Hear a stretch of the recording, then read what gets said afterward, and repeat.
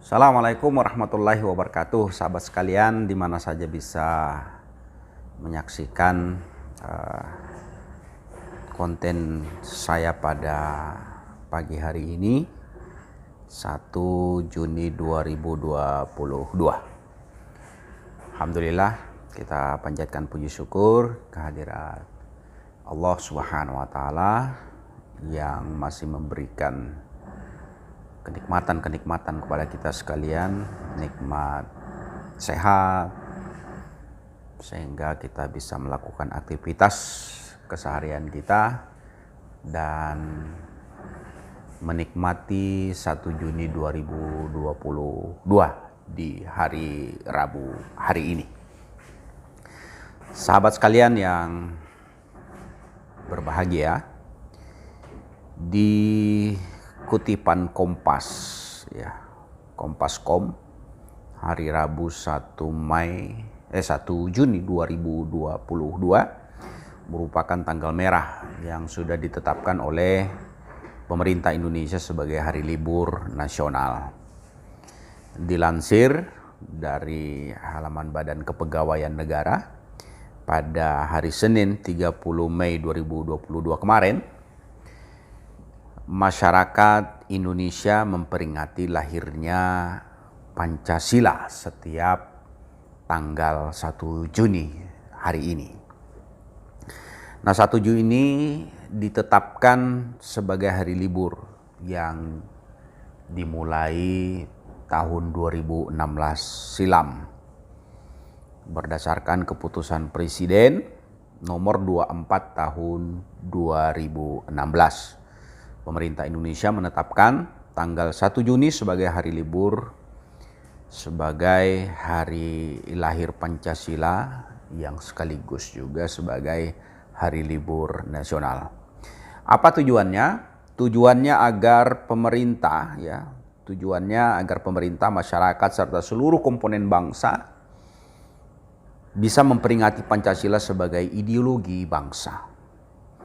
Nah, adapun penetapan 1 Juni sebagai hari lahir Pancasila dan hari libur nasional itu disampaikan oleh Presiden Joko Widodo tepatnya saat peringatan pidato Bung Karno 1 Juni 1945 di Bandung, Jawa Barat pada Rabu 1 Juni 2016 yang silam. Nah, kita bersyukur pada Allah Subhanahu wa taala dan bismillah dengan keputusan Presiden tanggal 1 Juni ditetapkan untuk diliburkan dan diperingati sebagai hari lahir Pancasila. Ini kata Presiden Jokowi.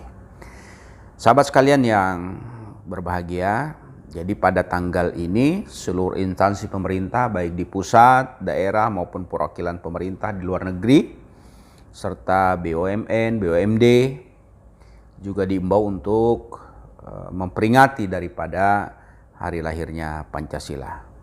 Nah, kesempatan singkat ini saya ingin mengajak kepada kita semua untuk kembali sedikit memaknai daripada Pancasila dari perspektif kehidupan keseharian kita yang tentunya mafhum kita bahwa Pancasila merupakan ideologi negara ideologi negara yang merupakan falsafah negara kita, Republik Indonesia, sehingganya sudah menjadi satu keharusan bagi anak bangsa agar kita sedikit demi sedikit memahami, mencerna, mengerti apa sesungguhnya Pancasila di dalam kehidupan keseharian kita sebagai warga negara Republik Indonesia. Dulu ketika di pemerintahan Orde Baru, kita masih ingat ada yang namanya P4 atau penataran P4 itu secara masif kita diperkenalkan tentang pengamalan pedoman penghayatan Pancasila ini. Jadi baik itu sekolah-sekolah tingkatan SMP, SMA, sampai ke perguruan tinggi ditanamkan ini tentang nilai-nilai Pancasila. Sehingga setidak-tidaknya bagi warga dan secara khusus warga pelajar, generasi penerus bangsa, ini jauh sebelumnya sudah dipahamkan tentang apa sesungguhnya Pancasila itu. Nah, singkat kita coba untuk memahami Pancasila yang kita kenal sebagai dasar negara, sebagai ideologi negara kita Indonesia. Tentu kita tidak hanya sekedar memaknai atau memahami Pancasila sebagai seorang yang hafal ya, Pancasila itu yang terdiri dari ketuhanan yang Maha Esa, kemanusiaan yang adil dan beradab, persatuan Indonesia, kerakyatan yang dipimpin oleh hikmah kebijaksanaan dalam permusyawaratan perwakilan, keadilan sosial bagi seluruhnya. 5 dasar yang selalu kita ucap, yang selalu sudah kita hafalkan, tapi maaf, tidak sedikit orang mengaku Pancasilais sebagai seorang yang Pancasila, tapi hafal dia sudah, tapi kandungan makna yang terdapat di dalam kata demi kata, di dalam sila demi sila itu jauh dari pemahaman dan pengertian, sehingga tidak sedikit orang mengaku Pancasilais tapi justru bertentangan dengan nilai-nilai Pancasila. Nah, sahabat sekalian yang dimuliakan Allah Subhanahu wa taala, Pancasila adalah 5 dasar yang merupakan ideologi pandangan hidup daripada negara Indonesia. Dan Pancasila ini merupakan filosofi berbangsa kita yang menjamin kehidupan seluruh warga negara Indonesia yang dengan memiliki kekayaan budaya, memiliki berbagai macam perbedaan suku, ras, agama, tapi begitu kita berpegang teguh kepada nilai-nilai yang terkandung di dalam Pancasila, insya Allah itulah yang menghantarkan negeri ini menjadi damai, menjadi rukun, menjadi indah dengan segala kebersamaannya. Kesemuanya itu adalah ketika kita mampu menyelami dan memahami serta memaknai apa sesungguhnya Pancasila itu.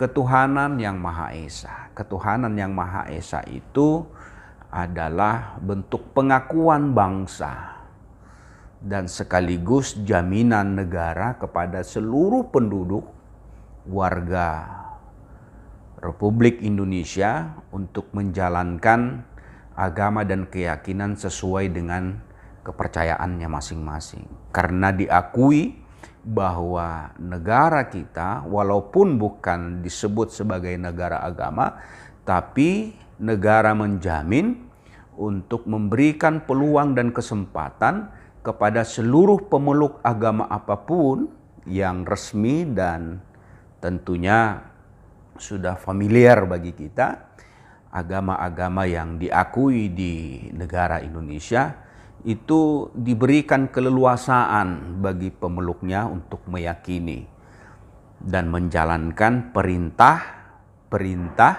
agamanya masing-masing. Ketuhanan yang Maha Esa. Jadi nilai-nilai yang dapat kita ambil dari sila pertama bahwa pengakuan negara terhadap nilai-nilai ketuhanan ini memberikan peluang dan kesempatan kepada pemeluk agama apapun untuk mengakui Tuhannya. Sehingga ada jaminan yang diberikan kepada seluruh kita sebagai warga negara Indonesia untuk menjalankan daripada perintah agama yang dianut. Nah, ini kesyukuran yang sangat luar biasa. Agama apapun yang ada di Indonesia itu diberikan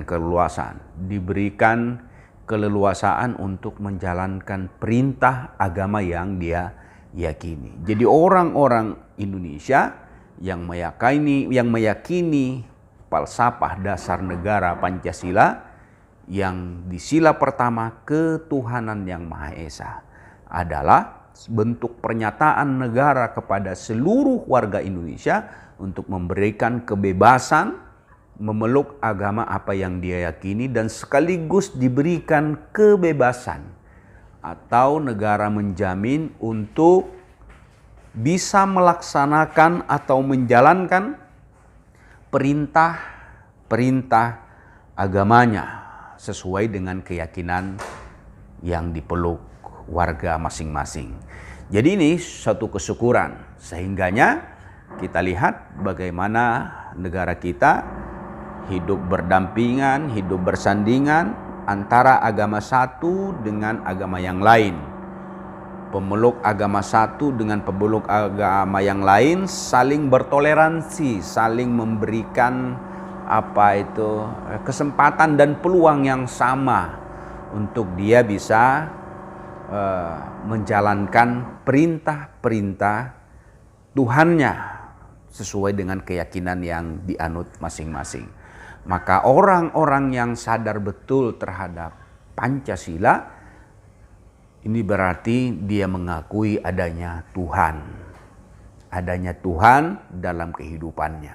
Sehingga di dalam perilakunya, dalam pergaulannya, dalam segala tindak tanduknya, maka ini juga akan memberikan peluang kepada pemeluk agama itu untuk meyakini, sehingga dengan Tuhan yang dia yakini, dia bisa melaksanakan segala apa saja yang menjadi perintah-perintah Tuhannya, dan dia juga berusaha untuk meninggalkan segala apa yang tidak dibolehkan oleh ajaran Tuhannya.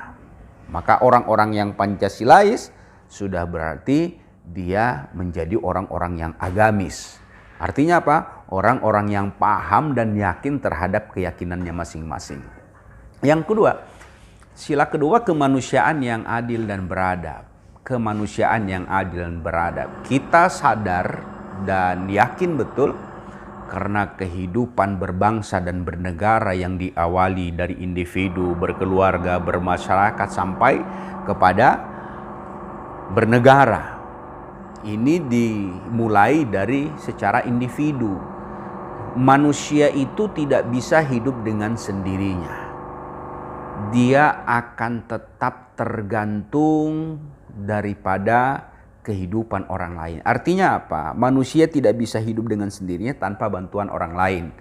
Manusia ini adalah makhluk sosial yang dia hidup tidak bisa berdiri dengan sendirinya tanpa interaksi dengan orang lain. Nah, kemanusiaan yang adil dan beradab memberikan jaminan bahwa manusia didudukkan kepada harkat dan martabatnya sebagai makhluk yang beradab, makhluk yang beretika, makhluk yang memiliki derajat tinggi dibanding dengan makhluk-makhluk yang lain.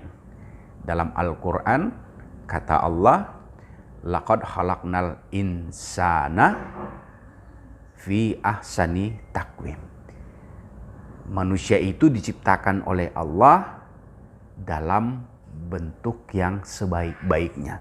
Maka penciptaan manusia itu diciptakan oleh Allah dalam bentuk yang sebaik-baiknya. Maka manusialah menempati peringkat yang tertinggi di antara makhluk-makhluk Allah yang lain. Disempurnakan penciptaannya sebaik-baiknya. Tetapi kesempurnaan manusia ini ditopang oleh manusia yang lain. Maka disitulah diajarkan keberadaban manusia untuk bisa menghargai, saling menghormati ya, antara manusia satu dengan manusia yang lain. Nah, kalau setiap orang memahami bahwa sila kedua, kemanusiaan yang adil dan beradab, maka dia berupaya untuk bagaimana memanusiakan manusia. Maka kalau kita meyakini sila kedua, bagaimana manusia memanusiakan manusia, maka di situ akan tahu persis dia bergaul, bertingkah laku, berbuat, maka di situ akan dia merasakan kehadiran dirinya tidak hanya sekedar dirinya dan keluarganya, tapi ada orang lain yang mesti ditoleransi, yang mesti dihargai, dihormati, dan lain-lain sebagainya. Sila yang ketiga, persatuan Indonesia. Kalau dalam agama Islam, wa'tasimu bihablillahi jami'an wa la tafarraqu. Secara khusus memang kalau Islam berbicara, setiap yang beriman itu innamal mu'minuna ikhwah. Tapi bukan berarti seorang Islam ketika ditegaskan bahwa setiap yang beriman itu adalah bersaudara, atau dalam konsep ayat tadi wa'tasimu bihablillahi jami'an wa la tafarraqu, berpegang teguhlah kepada agama Allah dan janganlah bercerai-berai. Tapi persatuan Indonesia mengajarkan kepada kita untuk bagaimana kita berhimpun dalam satu wadah. Wadah inilah disebut dengan Negara Kesatuan Republik Indonesia.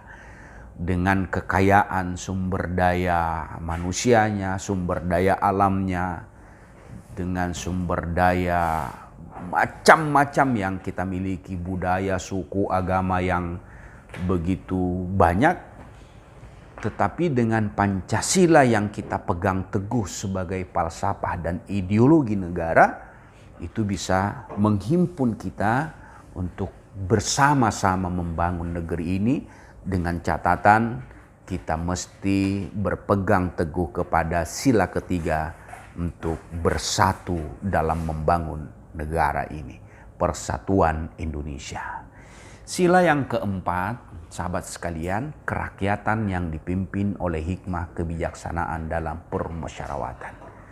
Jadi rakyat adalah merupakan pilar bangsa yang merupakan cikal bakal untuk bisa membangun negeri ini. Maka dari rakyat yang baik, maka insya Allah akan menjadi negara yang baik. Begitu rakyatnya tidak baik, maka negara juga tidak akan menjadi baik. Kerakyatan yang dipimpin oleh hikmah kebijaksanaan. Maka di sila yang keempat ini, kita diharapkan untuk memahami bagaimana rakyat ini bisa bersatu padu, ya, membangun negeri ini yang dengan segala kebijakannya, dengan segala kemampuannya, dengan segala potensi yang kita miliki.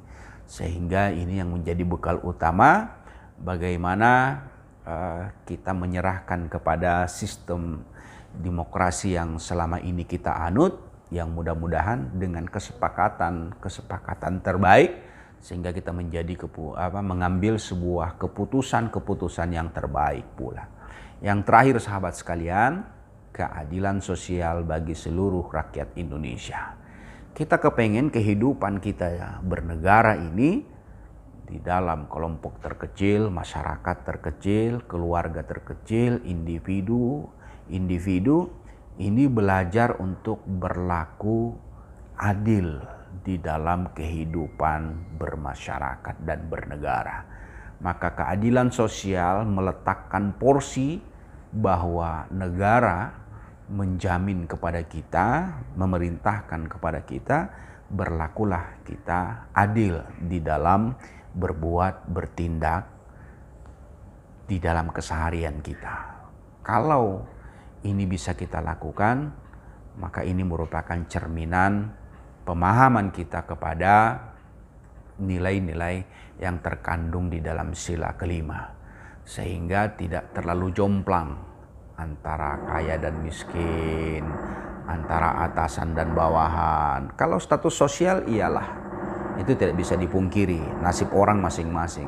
Tapi yang menjadi esensi bagaimana kita berbuat adil itu adalah memperlakukan manusia, memperlakukan orang dengan seadil-adilnya, dengan sebaik-baiknya. Maka negara menjamin ini. Nah, mudah-mudahan Melalui pemahaman kita sila demi sila, baik sila pertama, kedua, ketiga, keempat, dan kelima, kita benar-benar menjadi orang yang Pancasilais, yang tidak hanya sekedar teriak-teriak saya Pancasilais, tapi justru jauh dari nilai-nilai pengamalan Pancasila itu sendiri. Mudah-mudahan melalui peringatan 1 Juni 2022 hari ini, hari Rabu, yang menjadi kesepakatan negara kita, di mana seluruh komponen bangsa diluburkan untuk bagaimana memaknai daripada hari lahirnya Pancasila yang sangat berjasa dalam kehidupan kita berbangsa dan bernegara. Mari kita pahami Pancasila sebagai dasar negara yang bisa mempersatukan seluruh komponen bangsa ini, sehingga bangsa kita semakin hari semakin kuat menuju ke arah yang lebih baik. Demikian berbagi manfaat pada kesempatan hari ini, Rabu 1 Juni 2022, dari lokasi Rumah Sakit Eka Hospital BSD. Saya Daud Badarudin. Assalamualaikum warahmatullahi wabarakatuh.